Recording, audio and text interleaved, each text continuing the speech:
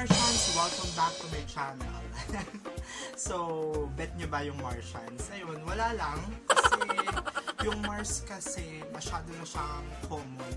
And then, syempre, madalas yun na rin naririnig. So, pinalitan ko ng Martian. Sana bet nyo. Or, kung meron kayong suggestion sa kung ano ang gusto nyo itawag ko sa inyo as my subscribers, comment nyo na lang po sa comment section. Ayan. So, ang peg dyan ay parang mga ang peg dyan ay mga parang Bilmanians or Noranians. Bet mo yun? So, anyway, so for today's video, i-share ko sa inyo or tuturuan ko kayo step by step kung paano mag-cash out from Gcash to Robinson.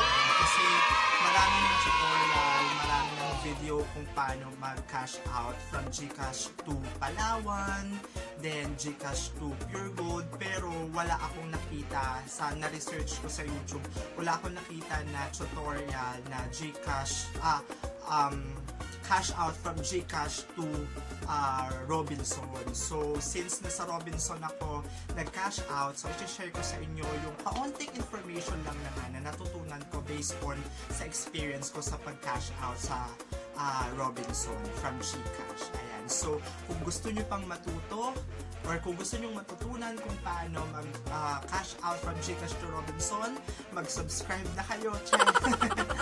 So, panoorin nyo na yung aking video. O kung gusto nyo matuto kung paano mag-cash out from Gcash to Robinson, please watch my video. Pero, bago yan, bago ang lahat, sana ay mag-subscribe na kayo sa aking channel by clicking the subscribe button. And of course, isama nyo na rin ang notification bell para parati kayo updated sa aking mga videos. So, ano pa hinihintay natin? Simulan na natin!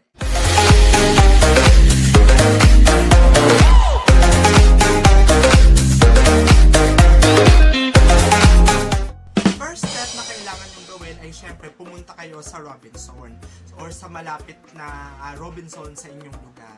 So, sa mga nakakaalam kung asan yung business center ng Robinson sa inyong lugar, dumiretso na kayo. Sa mga hindi naman alam, pumunta kayo ng department store and then magtanong kayo sa security guard kung nasaan yung kanilang business center. So normally, nasa loob naman yun ng department stores. So madali yung mahahanap ka agad-agad. So kapag nakapunta na kayo or nahanap nyo na, dumiretso kayo syempre sa cashier or sa counter at sabihin nyo na mag-cash out kayo from Gcash. So kapag pag nasabi nyo, bibigyan kayo ng form.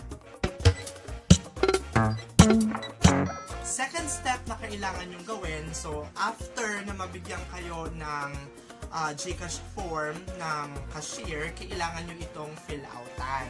So, yung mga ilalagay nyo naman doon ay yung mga basic informations tungkol sa inyo, like yung pangalan nyo, yung address nyo, at syempre, importante, yung registered Gcash number nyo, at saka yung amount. Kapag first time mo mag-withdraw sa Robinson, ay dalawa yung form na ibibigay sa'yo. Yung unang form ay yung Gcash form, yung pangalawa naman yung form ng Robinson.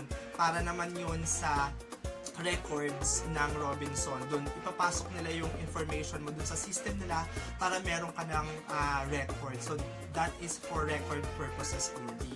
So fill outan mo lang yung parehong yon. Mga basic information lang naman ang kailangan mong ilagay doon. So sa Gcash form, address, pangalan, address, registered number na sa Gcash mo, tapos yung amount, and then yung sign mo. Doon naman sa for record purpose only, mga basic information mo din. So, after mo ma-fill outan yan, ay sa step 3 ka na. Step 3 na kailangan mong gawin ay ibigay yung form na natapos mo ng fill outan.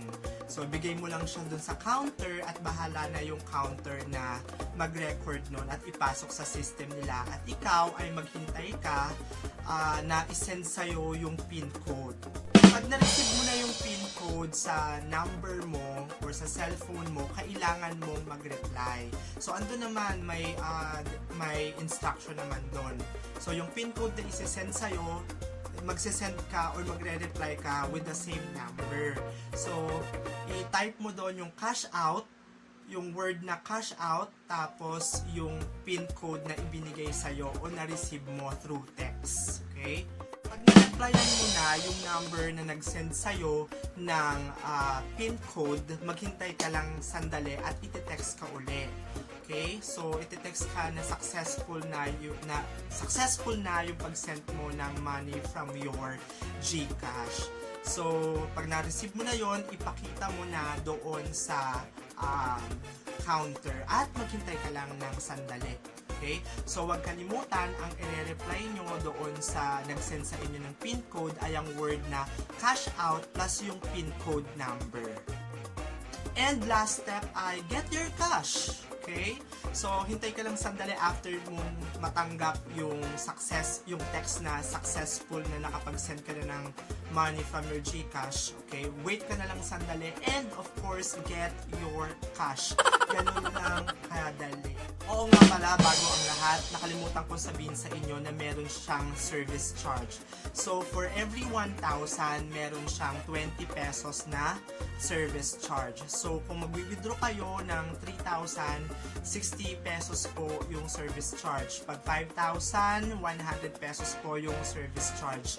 Hindi ko alam kung magkano yung charge pag less than 100. Kasi, tinanong ko yung cashier, sabi niya, depende daw sa system nila. So, magdedepende dun sa amount ng money na ika-cash out mo from Gcash. Common na yung mga nagka-cash out from Gcash to Palawan or Gcash to Pure Gold. Pero bihira lang yung mga nagka-cash out from Robinson.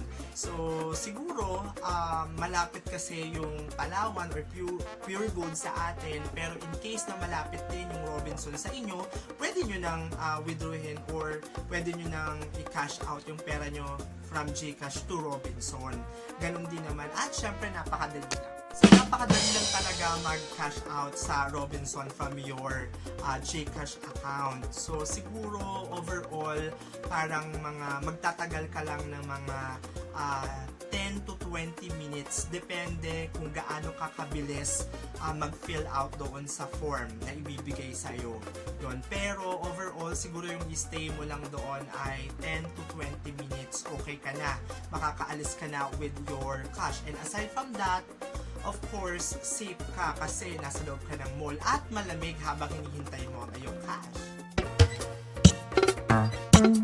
So kung nagustuhan nyo ang video na ito, thumbs up nyo lang, i-like nyo lang po at of course mag-subscribe na sa aking channel by clicking the subscribe button and of course kasama nyo na rin ang notification bell para naman parati kayong updated sa aking mga upload. So maraming salamat Martian sa panonood ng aking vlog and God bless everyone. Bye!